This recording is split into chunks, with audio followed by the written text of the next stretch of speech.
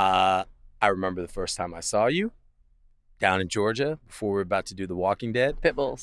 That's right. I drive across country with my pit bulls, and I was sitting outside at a restaurant, and you were going to meet me there. We were going to have a talk about the show, and I saw this car pull up. You had literally driven from your home in another country on a fucking island.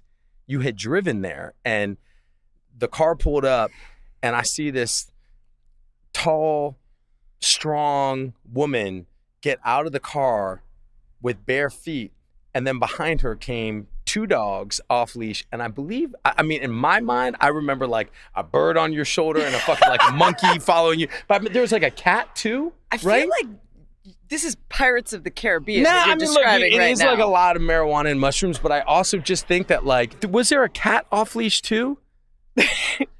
Could there have been? What? There's so many things wrong with the story that you Really? just told. Oh, yeah. fuck. All right. So fuck. many. This is fucking up my whole intro, man. This is So what- many. yeah. No, I mean, it's kind of amazing Go because ahead. this is the way we remember different things. Fair enough. And I can't promise you that I have a like super specific memory. Okay. I've done far fewer marijuana and mushrooms That's true. situations. Yep. But I thought we met in the lobby of the hotel because you and Andy came to pick me up to go to that barbecue. Nah, you and I met before that.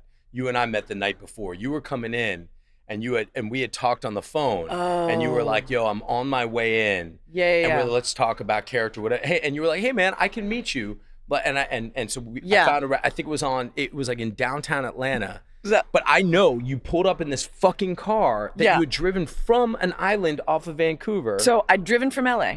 Like I said, an island off of fucking Vancouver. I had come from LA. I only had the one dog at the time. I only had Paca because we got Kana in Georgia. Okay, yeah. Season 2. Story, yeah. But I did have a dog and a cat, and I probably wasn't wearing shoes. And they were definitely not like tied to like I have all. No, I don't have. dogs. I don't Yeah, have they leashes did. for my creatures. Anyway, I remember, and I'm like, yo, who the fuck is this? You know, like crossing with these like animals with. So that's my first memory of you. And my wife was literally giving birth in LA. You were the woman who said, "Get the fuck off set." Down Get in the on middle the of Georgia. plane. Took my two fucking pit bulls. No questions asked. She said, "Get the fuck out of here. I got you." I believe you were at the birth of my daughter and held her before I did. That was accidental. But I'm just saying. I feel really bad about that. No, man. I thought that you'd this had a is chance not- to hold her. Nah, look, you were someone in my life who, has pushed me and challenged me and made me grow and made me see things about myself that I think, honestly, I can't think of anyone else who has been able to cut into what's really going on the way that you can. You're a truth teller. And, just as recently as literally this morning, I had a conversation with you about my life and about my family and about things that I'm going through.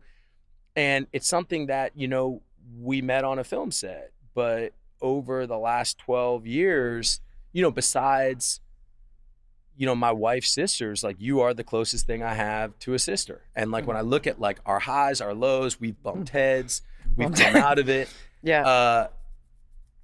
And I'm just like, man, I'm just like really grateful for that. I'm really grateful for you. You've become a part of my life, my family's life, my network of friends. You're in that life, your family. And I think the one thing that I bet we agree on, it is the absolute number one best thing about what we get to do for a living, that it puts you in sort of a fertile field where those kinds of relationships can flourish and can be generated. And